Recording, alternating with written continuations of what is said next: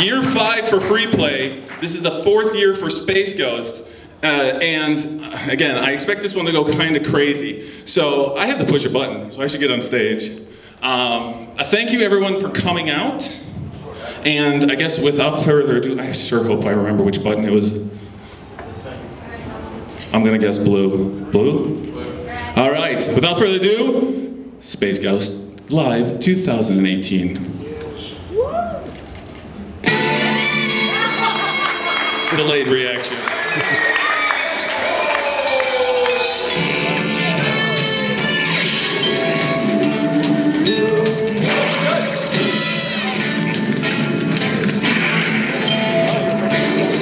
Shouldn't they still be applauding for my exhausted ass? Thank you. Hello, children. Hello there. Hi. Hey, how you doing? How's it going? How are you? Thanks for coming. I'm sorry. Wait a minute. I'm old. Today's my birthday and I'm 200. Let me go back here so I can have the steps. Hello. Thank you for running it loud. That's what Daddy needs. Daddy needs the power. Wow, look at this. It's my own official Space Ghost desk. Get your meat hooks off. That's mine. We'll leave that right there for now. And there's Blip. I was in the movie Outbreak. Yeah, that monkey fever. Golly, look at the crowd. Trust me, folks, I'm not that good. George!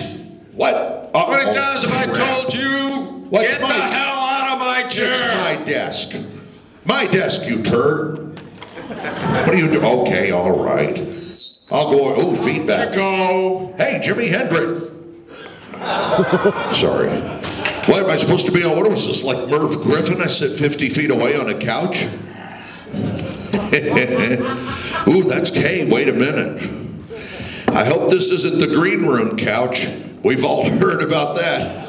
Anybody got a black light?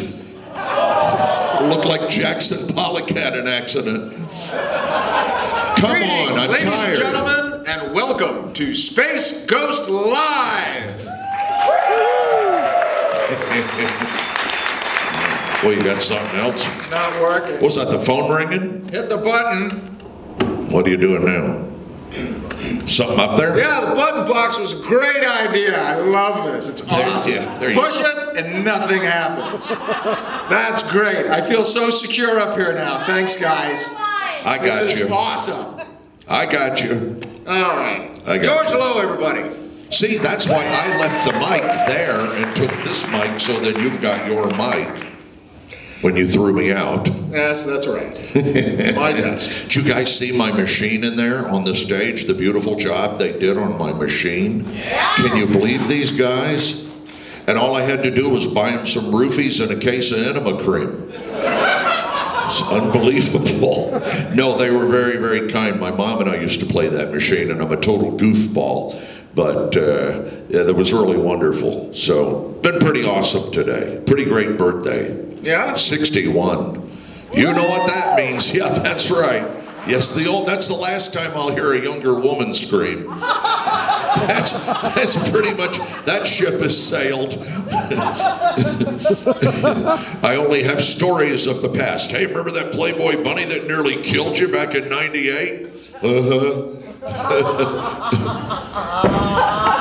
Blip, you got a deck of cards. Vitamin E! Vitamin E! I was like Peter Boyle screaming for vitamins. Booster shot! I'm just wallpaper. No dose.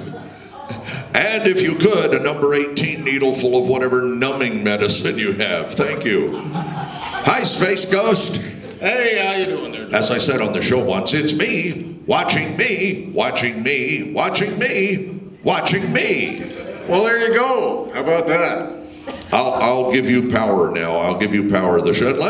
Unless they'd like to have one more pleasant distraction and enjoy a favorite of mine, 6-second joke. I'll let you decide. 6-second joke and then begin? Yeah. 6-second joke. Let's go for it. Okay, well, let me billboard it correctly. It's 6-second joke brought to you by Tongue Brothers Ball Game Wieners. They plump when you touch them. And now, who's got the time? We got a timer? Somebody going to be the official timer? Boy, I'm old and tired. I don't know if I could do it. I got to do it in 6 seconds. Somebody's got the time on it? Somebody, okay, lady at the back. Somebody in the back. Is that a lady or blind as a bat? Here we go. Guy goes to the doctor. The doctor says, you got to stop masturbating. The guy says, why? Doctor says, so I can examine you. Where'd we end up? 5'8"? 5'8", ladies and gentlemen. That 6-second joke brought to you by Pirates Lube. Get your vessel through the channel quicker with Pirates Lube, now in pillaging size. And by Panty Pudding. Pour dry mix in airtight sandy pants and go for a stroll. In just 30 minutes, you've got savory panty pudding. Now in tapioca. I'm sorry, should I leave now? Oh, no, you're doing fine. I apologize up front. This makes my job easy. I just have to sit here. That's right. All you got to do is put on the suit and the cucumber in there, and you're off. I'm just here to look pretty. He said it's not a cucumber, it's a zucchini. And by the time he's done, it's a gherkin, ladies and gentlemen. Just 3 short days later. Okay, George, it's been nice having you. At Miracle Vinegar, you too can pickle items in your pants with Space Ghost's Home Pickling Kit. Is that Cindy I'm offending over there? Cindy, I'm sorry. Ladies and gentlemen, would you put it together for my dear friend, the lovely, the effervescent Cindy Morgan, right there. You know her, you love her, you can't live without her. We've already had the talk about what voice people make, what movie stars make. The whole verse is, Cindy has shoes that cost more than my home. God bless her. Okay, Space Ghost, I'm shutting up now. Now I have to talk? Guy goes to the doctor. The doctor says, I got bad news and good news for you. He says, what's the bad news? The guy says, you got genital warts the size of papayas. He asks the doctor, what's the good news? Well, you've also got Alzheimer's. Horrible, awful cheap shot. Terrible. I'm sorry, Space Ghost, please. Are the buttons working yet? Testing the trap door. The efficacy of the trap door must now come into play. All right. There's no way to diffuse this. My buttons are dead. I'm sorry. Okay. I could never be more famous than this, by the way. You ever notice how the real TV people sit? It's always that thing where you don't I look natural doing that? It's like when they put the back brace on FDR. It's like, okay, Mr. President, you're ready. Thank you, Phil. Fire back. Sorry, shut it up. Oh, this is just wallpaper. I think I just saw Uranus. I'm sorry. You love me. We have fun every time, don't we? Yes. Yes, you are. You'll be sad when I walk out and go back to bed. Huh? You'll be sad when I go home for the night. What else you got? What else? Oh, that's it. That's pretty much it. Yeah, that's it right now. By the way, some guy had retrofitted one of the urinals. I got 1.5 million points on it. Won 3 free trips tomorrow. See, he still has them. He'll just keep going. Just watch. Go ahead. How are you, buddy? I'm doing fine. No, it's all you. You have cards and everything. You were prepared. Yes, I have. You're prepared and professional. I have cards for everyone but you. We decided, why even bother with cards? It's George Lowe, for Christ's sake. Isn't that right, Blip? Yes, even Blip agrees. We don't need. Oh, look, the monkey moves. Of course, the monkey moves. Oh, that's cute. He spent one too many an evening alone at home articulating his monkey. And it just keeps coming. Cindy, articulating his monkey. she can't wait to get the hell out of here. back to Boca Vista Grande I'm sorry. Yes, sir. We're 15 minutes into it. I think I've had, maybe 3 sentences? We got there? And it keeps going. Here's another subtle. What are you trying to show me? That thing we talked about beforehand. The thing we talked is this where I leave now? You have something special. The thing. For Space Ghost. Oh, yeah, the Space Ghost. Oh, you got. we're giving him a thing, aren't we? Yes. Because he's been so nice. Yes. And every year he does clean the suit, by the way. Unlike Dragon Con, where you're walking through there. Dragon Con, which I call 95,000 kids who smell like cup of soup. Our good friend, Cindy Morgan, as a way of letting you know how much we love you and your lovely Space Ghost tribute that you do every year. Here's the vivacious Cindy Morgan with a special presentation we're making to our beloved Space Ghost cosplayer, Thomas, who always gets the job done, by God. Cindy, do your thing. Do that voodoo you do so well. Does she need the appliance? Just for you. So you got nothing to work with, for God's sake. Nobody tells me anything. Here, There's the microphone. That's water. Hi, Space Ghost. You're going to talk into that. This is an award honoring Thomas Blasco and the Guardians of Justice, and it's really nice. Free Play, Florida. Look at how pretty.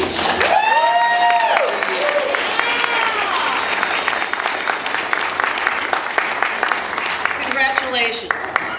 Here you go. I'm truly touched. That is wonderful. Thank you very much. It's from these guys. So, well, gentlemen, this is definitely going to go in a place of honor. Guardians, this one's for you. Put that right up there.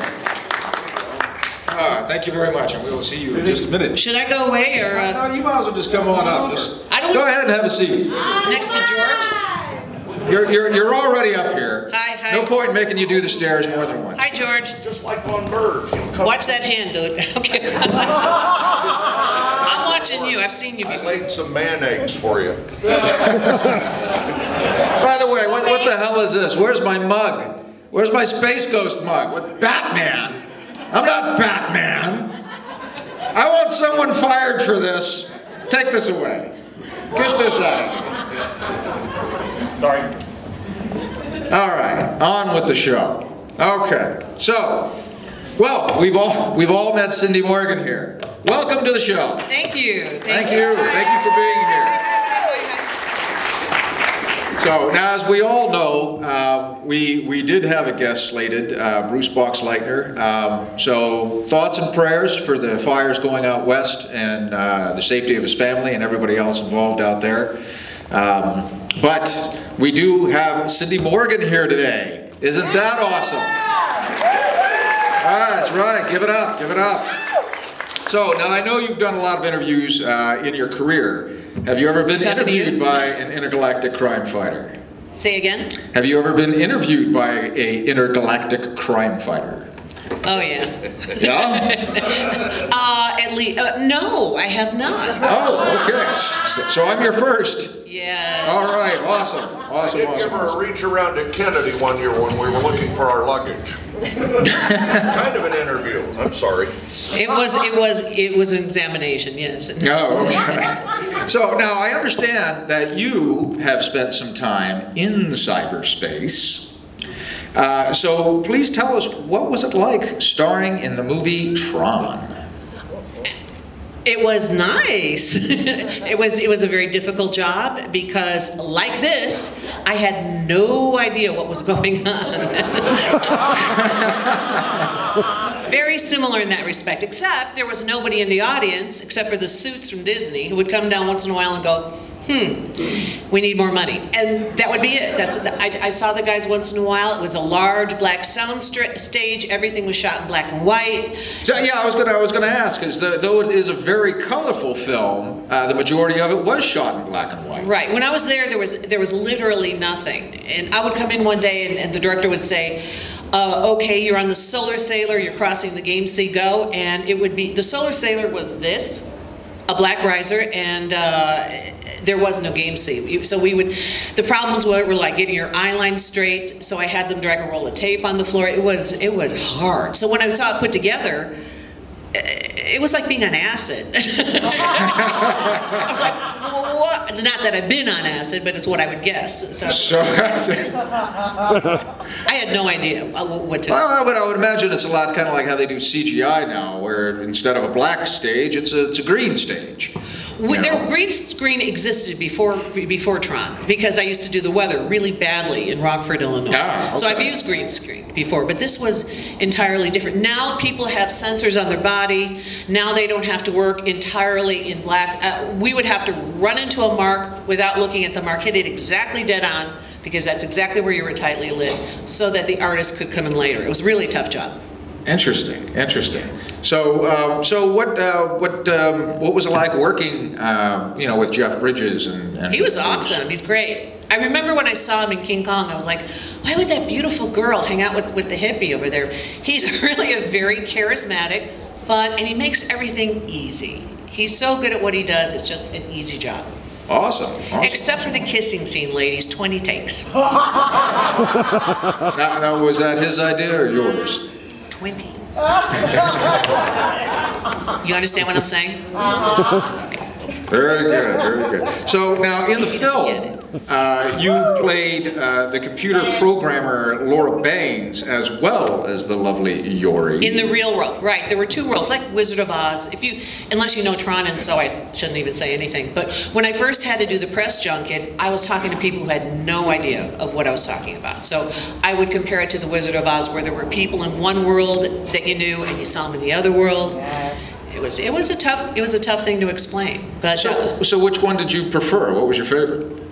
Laura Baines had a much nicer clothes. She was more like me. You know, I just got to be myself and hang out and have fun. I used to be a tech before I became an actor. Didn't pay enough. I see. So is there any other Tron stories you can share with us? Some Lots. Things that, yeah, well, let's give it up. When we shot stuff in the real world, do you guys remember the Jeff going, "That's a really big door"? Yes. That was shot at Livermore Labs in California, which is underground. I don't know how many stories, but it really is something's down there. Let me just put it this way. We were on the top floor, on the ground level, and I needed to get to my makeup trailer really quick. And there was this little area that was marked off. It was about so high, about so big, and I needed to go from here to there. So I just stepped over it, and all of a sudden everybody yelled, "Freeze!" And all these guys in white coats came out of nowhere, backed me up, took my shoes. Apparently something was there I shouldn't have been walking in. So you tell me what was over there. Your mouth is open. So the ideas are flying. I just What kind of guests do you usually get? Oh, right. Okay. Hi, George. Hi, You don't know anything about radioactive material, right? Say what? I don't know nothing about no shoes. Yeah. Back to Tron. Like here, the cycle scenes. How did they achieve that? In the computer. We never saw any of this. We shot it, and then like a year later, this was Disney's first grown-up film, and we had. I mean, I saw some graphics, but we had no idea it was going to look like this. All right, so we would just get pages every forms of CGI that I think only 20 minutes of it was actually CGI. A lot of it was hand painting. A lot of it was. There were 360,000 codaliths. That's a piece of film. For those of you who don't know, before digital, they had things called film that used to go into cameras. Yeah. And these codaliths were that big. And hand painted, hand drawn, just stacks and stacks of. Yeah, it was an arduous process, and it's beautiful. It holds up over time on a large screen. Oh yeah, I mean it was very, very cutting edge back in that day. Yeah. So, because I believe when they did all the everything was shot in black and white, but then they went back in and hand painted in a lot of it. Right. So, because they didn't, they had this kind of CGI, but not like what we have today, where they'll just digitally color everything.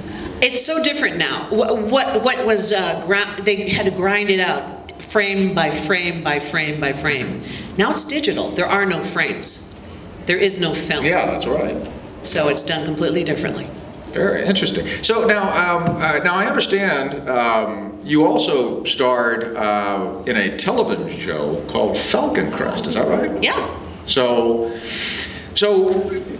give us a little insight on the difference between working on a film and working in television. More money. More money. Is that the big difference? Shorter hours, more money, and it depends. Right now, everything's crossing back and forth, so the market has fragmented. It's completely different now, but a film is 6 weeks, roughly, and then you can come back and do some retakes. Television shows, longer hours. Falcon Crest was an ensemble piece, so there were a lot of actors in it, and there were soap operas off stage and on stage. And the nicest person on that whole set was Jane Wyman, who was a woman who had been around and seen everything. And I remember some of the actors weren't crazy about the fact that I had a really nice, juicy part. So we came to one of the table readings, and they all sat down and made sure there weren't chairs for me, like high school cafeteria time. And Jane Wyman looked up and said, "I'll get Cindy a chair." And she made everybody wait. She took her time, got a chair and said, "Okay." And I had a scene where I had to walk in and slap her. I mean, you know, just she did something bad, I throw something down and I haul off, and I don't go anywhere near her. Trust me, it's a stunt. But I walked up and I said, "Ms. Wyman, I apologize for what I'm about to do." And she said, "Oh, honey, just do your job." And she was just lovely. She played poker with the crew when she was off time. She just was really a wonderful woman.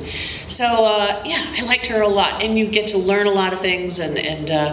But television, the hours are longer. You spend more time on the set. For films, you know, you're just there when you're working. You don't hang out as much. Television, they keep you around in case you need a cover shot, for example. Instead of this, they'll do that. So what would the atmosphere, is the atmosphere different than when we're, I mean, film I wouldn't say such a television short... versus film. I would say each job is different. Okay, Caddyshack, 1979. Guess what was going on there? Brings me up to our next question. Yes, Caddyshack. That was a different atmosphere. So that was what? That was a different atmosphere. That was my first job. I showed up and it took me about 5 minutes to realize that was another case where nobody was paying attention to the script. Didn't matter. You just rolled, you know, got home from whatever party you were at, rolled through hair, makeup, and wardrobe, and walked outside on the golf course. Maybe you were in the shot, maybe you weren't. You know. So now, as I remember reading that the golf bit that Bill Murray did was completely ad-lib. Yeah. He made up the entire thing. Yeah, a lot of it was ad-libbed. Harold Ramis, I know what you're talking about, the golf bit. I was walking by the country club, and Harold said, "Come over here, I want you to see something." And I'm looking, at about 30 feet away, there's Billy. Okay, he's got a golf club. Okay, he's hitting the mums. What is he doing? They're never going to be able to reshoot that. And that was the gag. All Harold did was whisper in his ear, and he went and did it. It got worse. It went past that. If you guys saw Caddyshack, do you remember the piano sing where Chevy sings, "I was born to love you"? Okay, here's how that happened. It's like 140 degrees in the house. It's South Florida, September, humidity, the giant Klieg lights that they used to have. And it's hot, and love scenes are no fun, really. And I'm getting touched up so I'm not sweating so much. And Harold said, "Go over next to Chevy and say, 'Sing me a love song.'" I said, "Why?" And he goes, "Why? We're burning daylight, it's hot, what?" He goes, "Just do it." So I sit down and I say, "Sing me a love song. Next time you see this, watch my eyes, because I'm not that good an actor." And I say, "Sing me a love song," and I'm looking, he snorts the salt, throws the tequila, and he launches into "I was born to love you." And I'm like, what the hell? And out of the corner of my right eye, I see the damn camera light on. I said, "They're filming this." That's how I knew we were shooting a scene. That's it. No warning. And you can see me laugh a little at myself going, "All right, I'll play." And that was tequila. I took a shot and I had a big wad of gum in my mouth, and I blew a bubble in his face, and that was the button on the scene. You can play with the big boys. You got to play rough. I can imagine. Well, so now in speaking of Caddyshack, what was it like working with so many huge comedic icons? 4 of them. Chevy, Billy, Ted, and Rodney. So who was the wildest? Are you kidding me? Rodney. Rodney. Yeah, he partied harder than anybody. So he's like that in real life. It's not just a persona. You didn't see on screen what was happening in real life. Yeah, no, Rodney had more fun than any of us. He had a really good time. Oh, that's awesome. But it was a unique experience that will never happen again. Believe me, insurance companies wouldn't have it. I've got pictures of them mining the golf course with gasoline. They were pumping raw gasoline into the ground. They took the people who owned the golf course, they sent them away somewhere. You can see this on the Biography Channel special. They sent them to a party and they're watching the news and they're watching their golf course blow up. That's how they found out. And you know, and I've got like 1,700 behind the scenes images, and I'm looking really close, and I see, okay, there's 300 extras running toward camera to get FaceTime after this 3-story fireball, and I'm looking, and there's one actor who's not going anywhere, just looking at the smoke. And I'm looking real close, I'm like, who is that? It was me. I'm the only one who didn't give a rat's ass about the camera.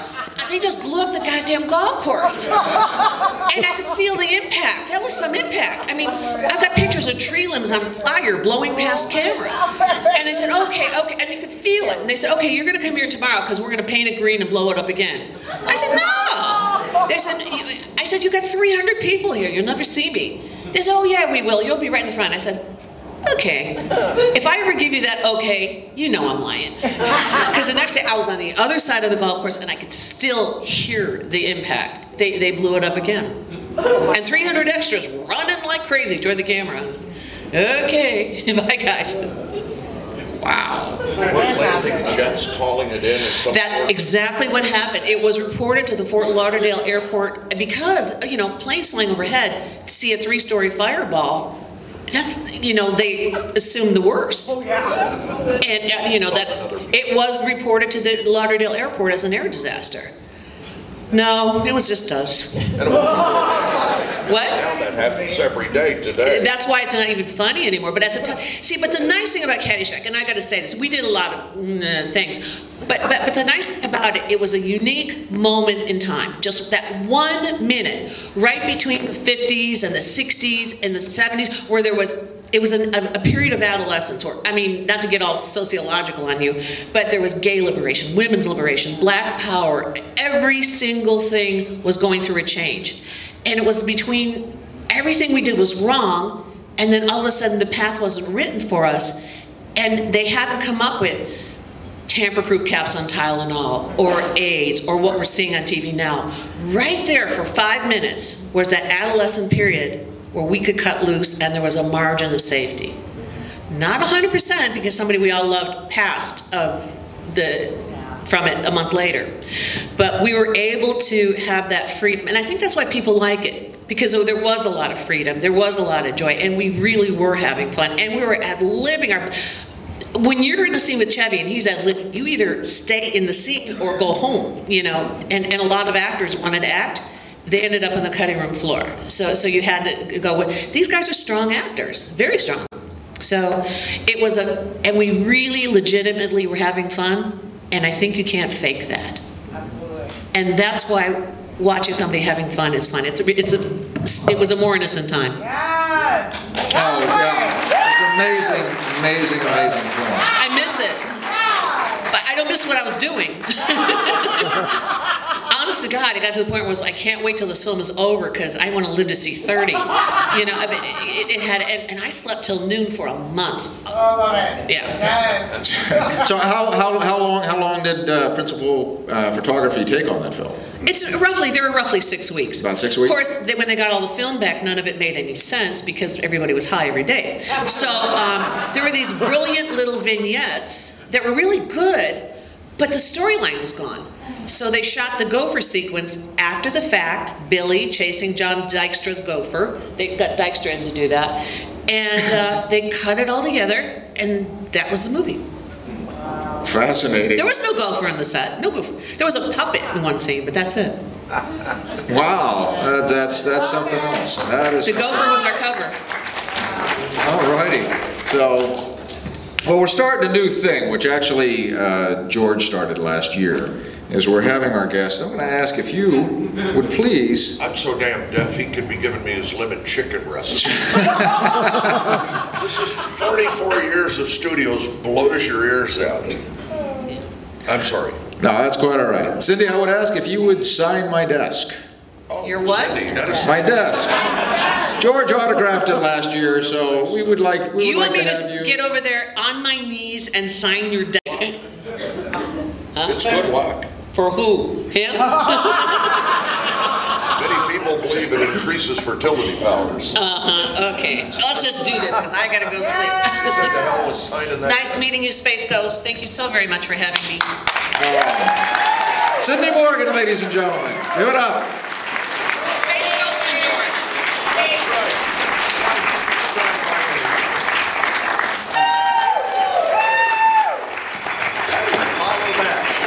All righty. So, you got anything else for me? Now to someone who's had no career, ladies and gentlemen. My God. Cindy, you're the best. What I would have given to have been a fly on the wall down there when they were shooting that thing. Yeah, those were quite some stories. That was very entertaining. I'm without a mic now. So yeah, let's get George a mic. Obviously, he's going to hang out. Let's get the man a mic. Somebody else coming in. Well, of course we do. I'll wrap up with him and then I'm going to get out of here and go to bed. Oh, there you go. I'm heart pill bound. Thank you for having me. Thank you for being here. You're a great sport. I told her the first time I met her, I said, can I have a picture as a belated wedding gift? And she wrote wedding gift. That's awesome. George Lowe, everybody.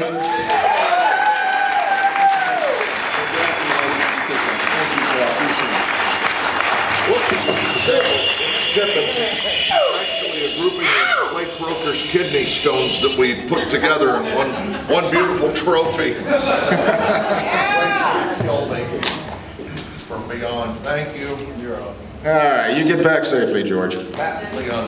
All right. Our next guest was the creator of the one and the only Q Bert. Let's give it up for Warren Davis.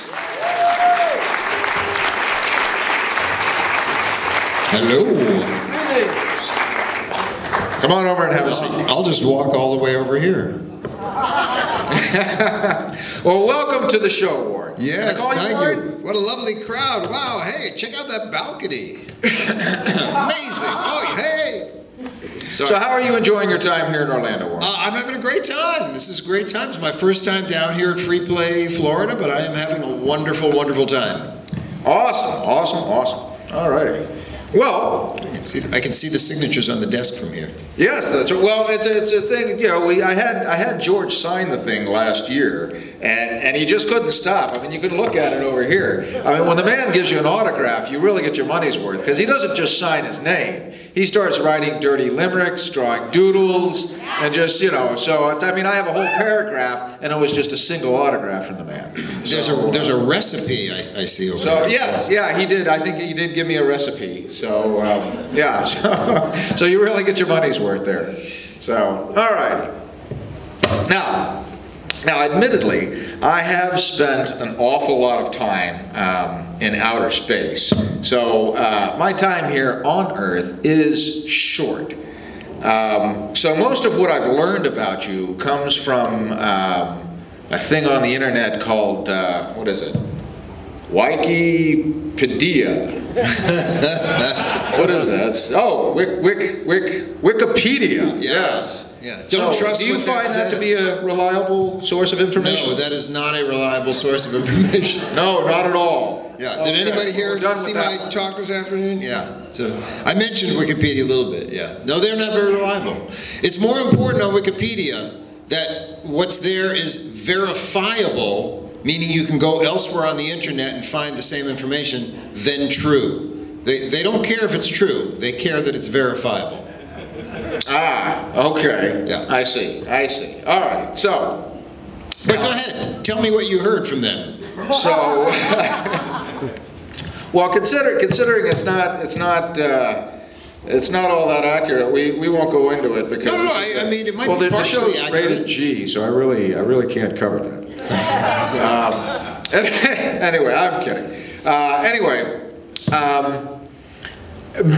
Being from outer space, I have covered a lot of ground. I've seen a lot of crazy characters, a lot of interesting aliens. but I have yet to ever come across anything as a Q Bert. I mean, it looks like a fuzzy car horn with legs. What exactly is a Q Bert? Well, a Q Bert is a Q Bert. I mean, it's self-defining. First of all, I got to mention that I did not create the design of the character. That honor goes to my collaborator on the game, Jeff Lee.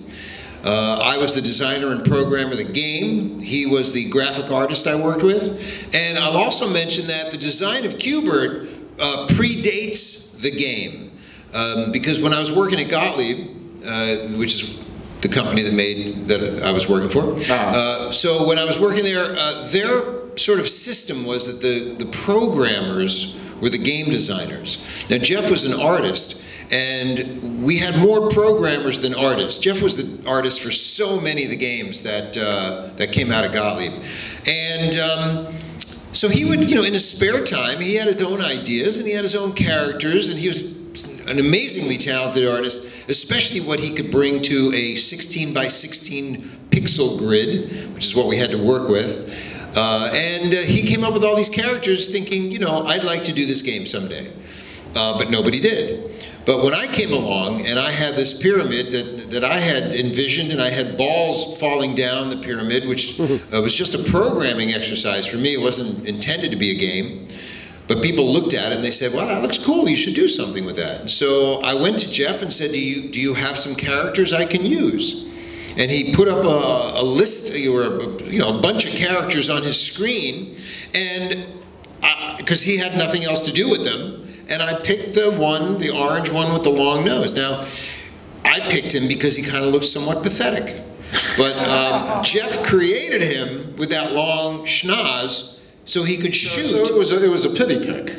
A what? It was a pity pick. You felt sorry for the little guy. No, it wasn't pity. It wasn't. I had other characters to choose from. I just liked that one the best. I just thought, I just. So thought, now so going back, now you said the pyramid was an exercise? Yes.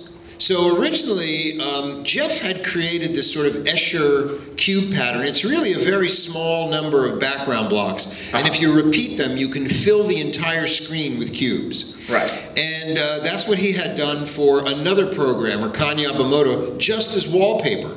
It was just wallpaper, just something to look cool. And when I saw it, I envisioned it as a pyramid. Because I was between games, I hadn't started on my own game. I'd done supplemental programming for another programmer. But it was like, okay, now it's time for you to make a game. And I saw that and I thought, well, I envisioned that if a ball fell on the top cube, it would have one of two ways to fall. And that's binary. And, programmers like binary. And I said I could teach myself randomness. And the balls would fall with gravity, so I would teach myself gravity. So it was a programming exercise for me. That's all it was. Awesome. So the gentleman that created him, what's his name again? Jeff Lee. Jeff Lee. So he created the character of Q Bert, correct, which you picked out of a lineup. Basically, that's exactly right. Yes. And so where did it go from there? So you have the pyramid. You have Q Bert. What's the next move? So I had the pyramid and the balls falling first. And then I had to add Q Bert. It wasn't called Q Bert then, but I had to add a character that the player could control. And then the next thing was, the player's running around and the balls are falling. I got to make the player avoid the balls, so I had to add collision detection. And then the next thing was, we have to have an enemy chasing him. So we had the character created by Jeff, Coily. It was a snake that chased after Q Bert. We got applause for Coily? That's awesome. Sweet. All right. Good. People with too much time on their hands. That explains this entire convention.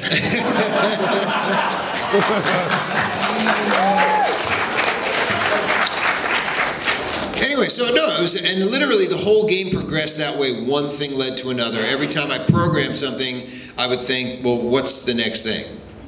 And then the thing that made it a game for me, the thing when I started to say, this isn't just a programming exercise anymore, it's a real game, is when we had this vice president of engineering. His name was Ron Waxman.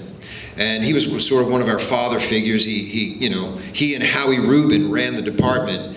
And Ron would sit, at the end of the day, he would come back into the area where we all had our desks. It was a big open area where we all worked. And he would come and he would just like sit behind you. And he would smoke a cigar, and you would hear him breathing. And he was a really large man. He didn't move very fast or very much, but he would just sit behind you, and you kind of tuned him out. So I'm kind of just working, and I'm got this player jumping around this pyramid, and I'm just trying to think, what do I want to do next? And I hear this voice behind me go. It was almost like Darth Vader. He's got this breathing thing going. And he says, "What if the cubes changed color when he lands on them?" And I thought, that's a good idea.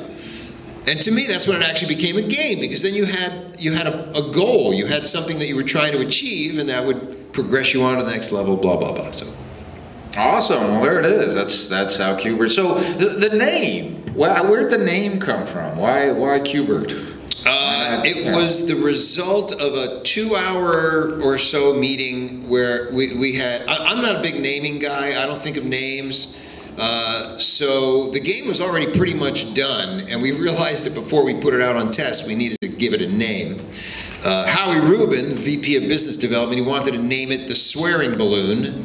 And we were all swearing balloon? Yeah, the cartoon balloon where cute with all the swearing symbols. Right. He wanted that to be the name of the game. And everybody's like, Howie, what are you talking about? How do you pronounce that? And he would say, if this game is going to be as good as we think it is, they'll find a way. And we printed up swearing marquees where that's the name of the game on the marquee, and it went out on test that way. But we convinced him that he was insane, and then we actually had a meeting to try to name the game, and Q Bert was the result of that meeting. Okay, very good. All right. So, well, there it is. That's the creation of Q Bert. Very exciting. All righty. Fun to get those inside stories behind these things. So, sorry, most of you had to hear that again. That's all duplicated material. So now, aside from game development, I also understand you're an actor. I am an actor. I have been an actor. I started out as an improviser. I studied with Second City back at the same time I was doing Q Bert. I was actually studying improv in Second City, and performed with an improv group. I don't know if anybody's ever heard of the Improv Olympic.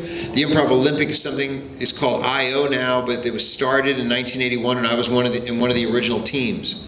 But I kind of got tired of improv after a while, and I decided I wanted to learn actual acting, which is a weird thing because I'd never really wanted to be an actor my entire life. But after improv, I was like, I think I want to learn how to really do this acting thing. And I took a 2-year program. It was nights, so I had a day job making video games while I was studying to be an actor. So have you started anything? I have been in a number of TV shows. The last TV show I was actually in that you'd see me on TV was The Middle. That was a few years ago. Back in the 2000s, I was on a bunch of shows. I was on ER. I was on The Practice in like 1999. I was on General Hospital. I was on House MD. I was on Strong Medicine. Apparently, you have a very medical background as well. You know, isn't that weird? Yeah. So was that a trend? Was it something you were looking for? Yeah, I don't know. I mean, you get cast in whatever you get cast in. You know. And it's just coincidence it happened to all be medical shows. It wasn't all medical shows. No, wait a minute. LAX wasn't a medical show. I was on LAX. The Middle's not a medical show. Actually, I'm rewatching the whole ER series. What did you do in ER? I was a doctor. My name was Ken Kipnis. I was in one scene. I was backlit. So I told, through Venetian blinds that were half open. Like Darth Vader entering, just a silhouette. Yeah. So here's the idea. Behind you. I was in this one scene. I had like one line, and they were running so late that day that the director was like, you know what, we're not going to shoot regular coverage. We're going to shoot like 3 pages in one shot. And so the camera was like outside the room where my scene took place. So Sherry Stringfield comes in and talks to me and then walks out and the scene goes on and you don't, I mean, you barely see me. And of course, I'm telling all my friends and family, hey, I'm going to be on ER. I'm on this episode. Look, there's my sleeve. People watched the entire episode and said, where were you? Plus, you know, yeah, I don't know. And plus, I guess my voice didn't sound exactly like me, so it was very bizarre. But yeah, I'm there. Yeah, you know, I'm going to go back to the Phantom Cruiser, and I'm going to be looking for you now. Please, go ahead. What season? 10 points if you find me. So, good. I will look. So what season was it? Let's see. That's a good one. Wow. Okay. It was kind of in the middle, I think, or middle towards the end. I think it was like 2004, 2005, I want to say. Oh, now I have to backtrack. Yeah. I'm past that. Sorry. I know Don Cheadle was in my episode. Oh, so, actually, no. I'd say he's on right now. I'm going through that whole part right now. Oh, okay. So Excellent. yeah. So I will definitely. And Maura Tierney was in it then as well. You remember the title of the episode? And Goran Vishnik was in it. Okay. He was in the scene with me and Sherry Stringfield. Very good. Very good. Do you remember the title of the episode? Walk Like a Man. Walk Like a Man. I believe it was Walk Like a Man. Or, yeah, I hope I'm not confusing that with another show. So I was also on Criminal Minds, not a medical show. No, actually, I think there is a title, Walk Like a Man. Yeah, I'm going through it. It's on Hulu. So if anyone's curious and wants to look for Warren, there you go. So, I mean, you can go to IMDb. Does everybody know IMDb? And look up Warren Davis. I think I'm Warren Davis number 3. I'm the only Warren Davis I think that has a photo. And you can see all of my TV credits. Clearly he's looked himself up, so. This is where it's not Wikipedia. He's getting all this information from IMDb. But the thing, you haven't mentioned, what I feel is like my biggest contribution in the video game world is my digitizing work. Oh, by all means, elaborate. Because I created the digitizing system that was used for Mortal Kombat, NBA Jam. It was also used. Oh, thank you. There you go. Yeah, give it up. Give it up. Yeah. Narc, Trog, High Impact Football, Terminator 2, and Revolution X, which were games that I worked on as well. WWF. So basically, I started work on digitizing in the mid to late 1980s. And that system got used at Williams for tons of their games. And Mortal Kombat and NBA Jam are probably the 2 most prominent ones. Oh, that's awesome. Yeah. See, this is the kind of stuff you guys need to be researching so I can ask them these kind of questions. You know what I'm saying? Okay? I'm not from this planet. I don't know these things. I got Wikipedia that I'm looking up. I mean, I'm obviously very ill-informed. But it's good, it's good to learn these things when you come down to the planet. You can find other sources of information. So what would be a reliable source of information next time I'm flying this way? Just not Wikipedia. Not Wikipedia. I bet anything else. Yeah, I don't know. Okay, so as long as it has a WikiWatchy on it or whatever. But you might find, I don't know if anybody follows the San Diego Comic-Con, but I actually did a panel this year at the San Diego Comic-Con, and my guests were Mark Turmel, creator of NBA Jam, John Tobias, co-creator of Mortal Kombat, Sal DeVita, who was both an actor and an artist at Williams, and he appears in Mortal Kombat, a couple of Mortal Kombats. Ed Boon, the other creator of Mortal Kombat, was actually in the audience. So he piped in every now and then on the panel when we needed him, but sometimes he doesn't always get permission to do public things. He's very contractually tied to Warner Brothers. He's running a studio called NetherRealm. I don't know. Anybody fans of NetherRealm here? All right, tepid. Very tepid applause. All right. Well, there we go. There we go. All righty. So so we've covered the programming. We've covered Q Bert. We've covered your acting career. I've also been informed, and this one was from a little bird, not the Wikipedia thing, is that you actually know a thing or two about magic. Yes, I do. So tell us a little something about that. Not the Harry Potter kind. No, I love magic. I just loved doing magic.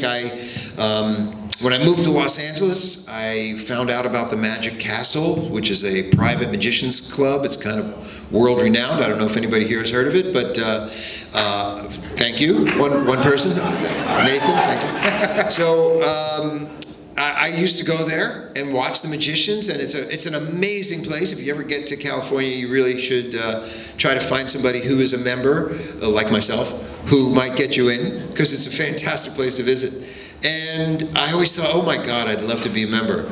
I knew maybe like 3 or 4 magic tricks my whole life, because I tried to learn some when I was a kid. I wasn't very good. And then before I was a video game designer, I had a job that had me traveling a lot. And so when I traveled to a new city, I would stay in a new city for like 3 months and do a project. And I didn't know anybody, and I didn't have any friends, so I would find a magic shop, and I would go into the magic shop, and I would say to the guy working there, hey, are there any tricks you can show me that require absolutely no skill? And he would go, yeah, I can show you some stuff. So he'd show me a bunch of tricks, and most of them sucked, but every now and then he'd show me a trick, and I'd be like, that requires no skill, that's cool. So I'd buy that trick and figure out how it was done. So I had like a handful of tricks I'd done all my life.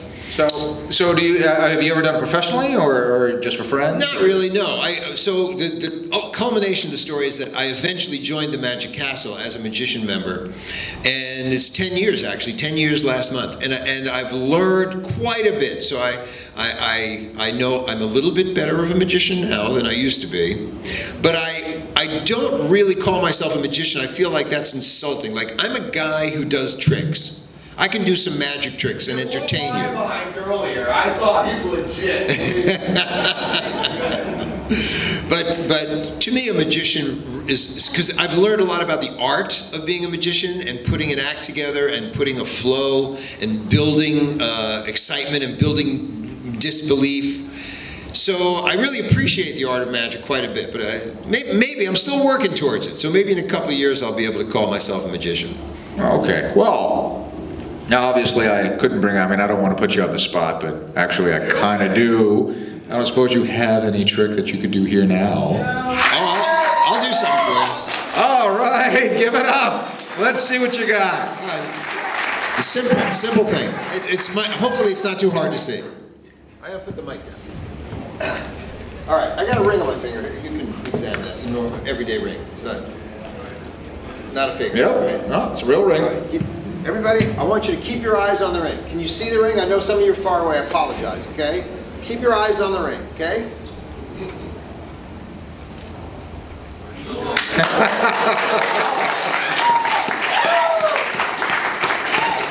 All right, that's Warren Davis, ladies and gentlemen. Thank you very much. Thank you. Thank you very much. Quick with a trick. That's right. Okay. Oh, and also, I can make my dignity disappear. I think I did that one for you. So, well, as we do with all our guests, I would like to ask if you would sign my desk. I will. But where? That rhymed. It's very Seussical. Where? Anywhere you like. Should Except I just on the mic. take up this whole space? Oh, Jesus. This goes on my ship, you know. Here you go. Okay, I gotta write a little note to you. Oh, look at this. I'm getting a private note. Can't see what he's writing, but it says a rated G show, just, in case you're doodling something. It's like George Lowe, he just won't stop. He's just doodling, drawing. Is there another recipe? All right. All right. Individual. So let's give it up for James Rolfe. James Rolfe, ladies and gentlemen. Being hand-delivered by Keith Eppiker. All right. There you go. You never know what's going to happen on this show. You really don't. Very graceful, Keith. Thank you. So you broke my guest. That's awesome. So, didn't think you would need hazard pay, did you, James? All right. Yeah. Thank you. That's wonderful to see you again. All righty. So, didn't think you'd need hazard pay for this, did you? Oh boy. Well, welcome to the show. I don't know if you're just relaxed or if you just can't move. I think I'm here. I'll just stay here. So, okay, just chill, man. Just relax, kick back, enjoy yourself. So, greetings. So, how are you enjoying the con, by the way? Oh, great. Yeah, it's been awesome. All right. Yeah. Good. Mm-hmm. So, how do you feel about this whole thing? Oh, good. Yeah, it's been it's been real relaxed. It's been the ideal crowd. Everything's been perfect. So it is a lot of fun, isn't it? This is a fun con to come to, isn't it? That's it. Give it up for the con. These guys do an incredible job. They really knock themselves out. So, well, you haven't slept in like what, 36 hours or something like that? So it's, yeah, I saw a post where you're just serving blueberry to everybody. It just goes on, you know. That was at 3 in the morning that I was serving people blueberries. Yeah, you had like 1 a.m. ghost stories. So, you got some blueberry? Yeah, let's pass out the blueberry. So, blueberry for everyone. Okay. So, James. Yeah. You are known as the angry video game nerd. So, what makes you so angry?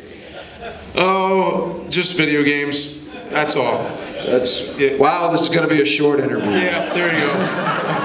That's great, James Rolfe, everybody. Thank you for coming. There you go. Here's the pen. You can autograph the desk. Let's get the hell out of here. I'm done. So, just video games. What is it about the video games that set you off? Let's see. Well, just the ones that are really frustrating. I find it when it's like the 20th time I have to go in and kick Bane's ass again when I'm playing Arkham Asylum. Yeah. I'll admit that makes me pretty damn angry. It's me and Jace, we actually start shouting at one another when we play that stupid thing. So, and then we come right back to it, and then we talk about it. So it's like we have therapy or something. Oh, so I'm short on my buttons here. Now the buttons. There we go. Yeah. So I understand that you have a pretty extensive video game collection. Didn't learn that one on Wikipedia. Got that from another source. So when did you first start collecting video games? Oh, let's see. Some of them very few of them I still own from my childhood. But I started collecting them again really when the show started. It was kind of just... Are you assaulting Bugs Bunny here? Yeah. Oh my goodness. I thought it was just video games. That's what... No animals were harmed in the filming of this production. Yes. But apparently the actor underneath that costume certainly has a headache. Yeah, there you go. All right, anyway, so you started collecting. Mm-hmm. And so when the show started, it just became a necessity that, I need to own the games, so I would start, I would get them on eBay, but then people would start sending me games in later, so it would be donations, like, hey, this game really, really sucks, you gotta play it. So it'd be like that kind of thing. Oh, okay. So this is a love-hate relationship. Yeah, absolutely. So, okay. So how extensive is your collection? How big is it? How many games do you think you have? I don't know, but actually I've been asked a lot of times, and I'm starting to feel like maybe it's about time to count them. Yeah. I don't know. That big? So, maybe, yeah. All right. Does it just cover a wall in the house, or is there like a whole room dedicated to it? It's a room. A warehouse? I mean, how big are we talking? Pretty much a room, and then there's like an overspill that goes into an attic. And that's about it. Into the attic. So you just keep stacking them upwards. Yeah. Right through the ceiling tiles. From the basement. Right into the rafters. To the attic, yep. There you go. All right. Yeah. Okay. So, all right. Okay. Now, you're known for playing some of the worst games of all time that make you angry. But there's got to be something in there that you like. There's got to be some titles that attract you. I mean, you have to come back to it for some reason. What are some of your favorite video games?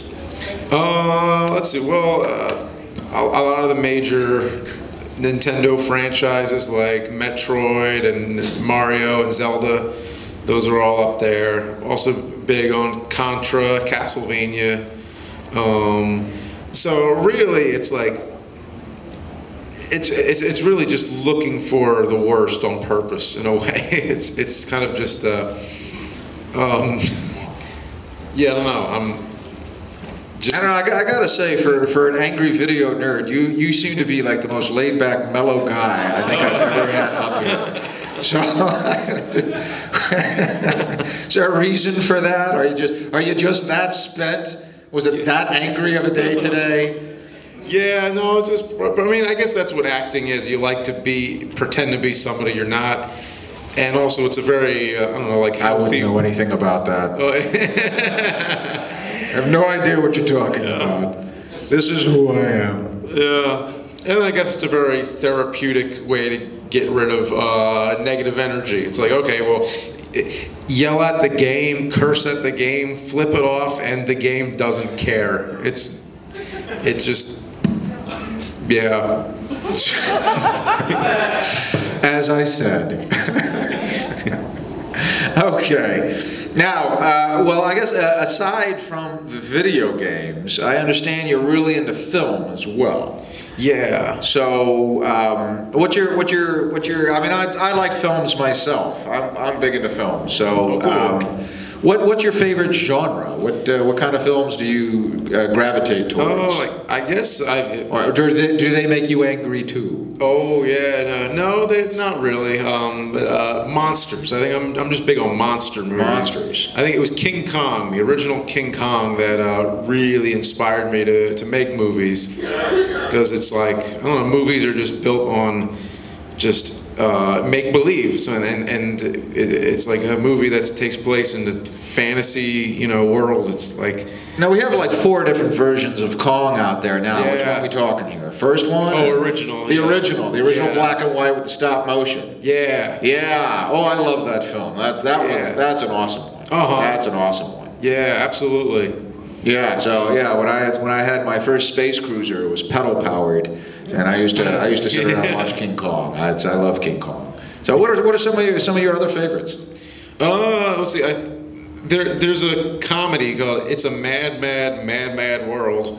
At the time, that one's terrific. Yeah, so let's give an applaud for that. That's a heck of a fun. That's an all-star cast. That has just everybody in it. Yeah, at that time, like anybody who was famous in the early '60s was in that movie, and it was mostly like people who were like stand-up comedians or television stars. Oh, you had old silent film stars. Buster Keaton was in it. Yeah, and then you had all the vaudevillians that were in it. Yes, I think it was like what were some of the names? Yeah, Mickey Rooney. You had Sid Caesar, I think, was also in it. Mm-hmm. So yeah, Mickey Rooney, and Buddy Hackett. And, just a plethora of people. Yeah, Ethel Merman. Mm-hmm. So that was one of the most side-splitting films that I saw as a child. That was awesome. Yeah, me too. Yeah, it's a funny movie. It's just really funny. Anytime I see it, it makes me laugh. And just. So, is your film collection as extensive as your game collection? Yeah, I would say it's comparable. Yeah, I'd say. Probably a little more on the game side, but it's pretty big on the movies too. Yeah. And a lot of it are VHS tapes because nobody cares about, nobody needs VHS anymore. So, for as high tech as the Space Cruiser is, I do have a very extensive VHS. Of course, the thing is, I don't have any more VCRs. This really blows. Oh yeah. Yes, we got one back there. Yes, VHS. So, we're going around all the thrift stores trying to find all the old VHS players because they're all dying out. It's a dead technology. Yeah, but one day Laserdisc is going to take over. So I've heard.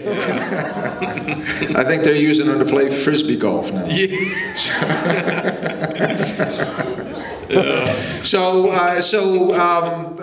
Since you're into giant monsters, again, they're doing the remake of King Kong versus Godzilla. Oh yeah. What's your take on that? Who's going to be the victor? Oh, I don't know, but I hope there is a victor instead of it just being like a tie, how it always is. But I'm glad they're doing it actually, because of all remakes, I think that movie kind of actually deserves a remake. Oh, it does. No, it's actually the original. The original had 2 endings. Yeah. So when they did the original, it was by the Toho company that did all the Godzilla movies. And when they did a different version when they released it in the United States. I actually in Japan, Godzilla won, and in the American dubbed version, King Kong won.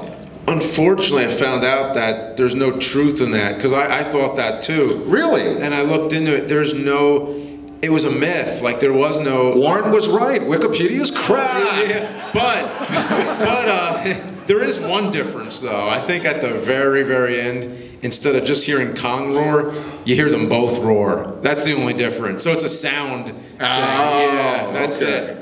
Yeah, but I think it was like Forey Ackerman who started spreading that around, or like some of the old like famous monsters magazines. That was an old. That might have been, yeah, maybe, because I read about it in the one of the old Crestwood House books by Ian Thorne. But yeah, and it wasn't until actually there was a way to get a hold of the movie, to get an import like on DVD or something, to see how it ends. But yeah, it's kind of disappointing, isn't it? So I thought that was a cool gimmick, but yeah. So I wonder if they're going to do that with this new one here. That would be a good idea. That would be interesting. So very interesting. Very possible too, because now that they have extras, they have bonus features and stuff. It's very likely they might do 2 endings. I don't know. Oh, we'll see. We'll see. It's all happening. It's all in the works. It's all in the works. So, what other favorites do you have? Anything else that sticks out in your mind? Oh yeah, let's see. Well, I named a comedy. I named a fantasy movie. You know what? I've always loved Jaws too. I'm big on Jaws. Oh yes, Roy Scheider. Heck of a film. Yes, I took the showers for like 3 years after that. Oh yeah. So yeah, would not go near a body of water for anything. Yeah. So I remember that trend. Actually, that was the first big major blockbuster. Yeah. The T-shirts seemed to be the big thing when that movie broke. So. Yeah. Back to the Future is a big one. Love that whole trilogy. Oh yeah, Back to the Future. That's a good one. I've done well. It's flying through space as often as I do. I mean, for goodness sakes. I mean, Earth knew of me back in the '60s, and here I am now. So actually, I did a bit of time traveling myself. So. Back to the angry video game thing. How did that all start? What got you into being the angry celebrity video nerd? Oh, you take a game console, you take a game controller, and then you take a case of beer, and then there you go. You got the angry video game nerd. I knew drinking had to come into it somewhere. Yeah, I was just messing around. It was kind of just like a joke for friends, and I didn't know it was such a big. It'd be such a big thing, because a lot of people remembered the same games. So, apparently you have a following now. Yeah. So it's cool. Yeah, it's awesome. Yeah. Yeah, there you go. Yeah. Yeah, because it was just meant to just have a good laugh. So I hope you all had a good laugh. There you go. All right. Yeah. Well, let's open it up to the floor. Anyone here have a question for James? Anything at all? Favorite color? If you were a tree? Yes, we got a question over here. Oh yeah. Okay, all right. Why are we beating up the rabbit? I don't know, breaking and entering maybe. So you breaking and entering, or the rabbit? Bugs Bunny. Bugs Bunny shows up in my room. I'm like, oh hey, it's Bugs Bunny, yay! And then I go over and I just start punching him. Yeah. I think it was really just. Bugs Bunny shows up in my room. I interview him. So what's it like working with Daffy all those years? So is he like a real prick or what? Yeah. Yeah. Well, I don't think the ending of that video is definitely a discussion. We cut that part out. Okay. All right. So what else can you tell us about? Oh, here, we got a question here. I was just curious. You did a video, I believe, of a Storyverse movie. Is that right? What movie? The Super Mario Bros. Movie? Oh, yeah. Don't you think that, like, the Super Mario Bros. Movie is like the movie that Blade Runner should have been? Like, just Yeah, I think it was the same production designer, right? Same set designer, North Carolina. Yeah. So I was just wondering. If you took the Mario concept out of it, the video game, just as a movie.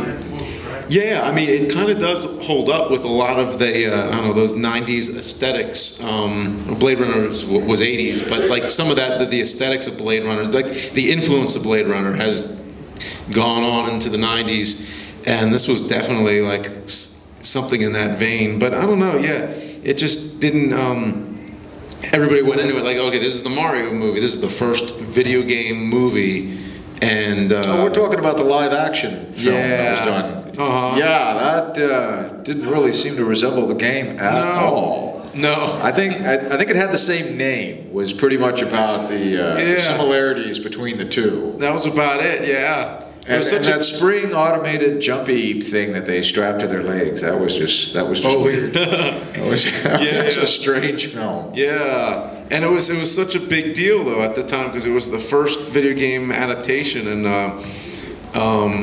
I think that was the only reason. As a kid, seeing it then, I was like, I excused all that. But then you go into a period where it's like, oh, okay, well that movie sucked because it had nothing to do with the game. But now we are kind of coming into a period where there's starting to be a growing appreciation for the good merits that it does have. So it is kind of interesting how over the years and decades, you start to look at something a different way. Well, it's like they said in Indiana Jones. You take this pocket watch, it's worth nothing, bury it in the sand for 100 years, and then it's worth everything. So the movie's just old enough now to be interesting. Yeah, exactly. Any other question? We'll take another question. Yes? I've got a question about arcade, the movie Pixels. Do you like the movie Pixels? And also, is there any adaptations of a cabinet that you really like that was translated into a cartridge? The first one was about Pixels. Yeah. This may sound funny. I'm actually trying to remember if I've seen it or not. I actually have no recollection. I definitely didn't see it in theaters. I didn't see it when it came out. I've heard so much talk about it. I might have watched it out of curiosity one time, like VOD, but I don't have any real impression of it or memory. Yeah. And that's the way it is now. Like my memory is just shot. Like I don't really it's very hard for something to make an impression on me now. It has to be really good or really, really bad. Yeah. I don't think it was neither. So yeah. Is there any arcade cabinets that were ported into cartridges that you like to play? Because it seems like most of the stuff are originals that you play. Is there a game that was adapted from an arcade? Yeah, like Q Bert or what? Oh yeah. Asteroids or. Oh, like one that's my favorite. Yeah. Any that you. Okay. Yeah, I think Turtles in Time. Yeah, that might be my that off the top of my head. Yeah. I would get a shout out for that one. Yeah. All right, very good. We got time. One more question. You, sir. When's the next season of Board Games? That's funny, I keep getting asked that no matter how many times I post a video saying it's not happening. But it's like I ended it so hard where it's like, here, this is the finale, this is the series finale, and it ends the story. That's the one reason. Now, I could do more. I've thought of doing a prequel, which I'd be really interested to do, actually. But it's either that or I have to... I'm trying to write an original horror film right now, so I only have so much time. I can only do one or the other. So I'm going to do the original horror film first. But the prequel, I don't think it's happening because I'd have to put more time into it than the last one. The last one... is so crazy. I need to top that. If I'm not going to top it, there's no point in doing it. I have to make it even better. But now I have even less time than I did before. Now I have 2 kids. Back then I had 1. Now it's just double. It's like I don't have time to do it. So yeah, that's all the reasons. But I'm so glad you like it, though. I'm glad you love Board Games. Is one of my favorite things I've done. So thank you. All your shows are awesome. Well, thanks a lot. Very good. All right, James Rolfe, everybody. All right, so would you come up and sign the desk? Sure. Is this where I turn this mic off? So, no, you can hang on to it. Okay. Go ahead, you can narrate the signing. Oh, let's see. Where do we go here? Anywhere you want. Okay. You can do on top, you can do on the front. Okay, I'll do it right here.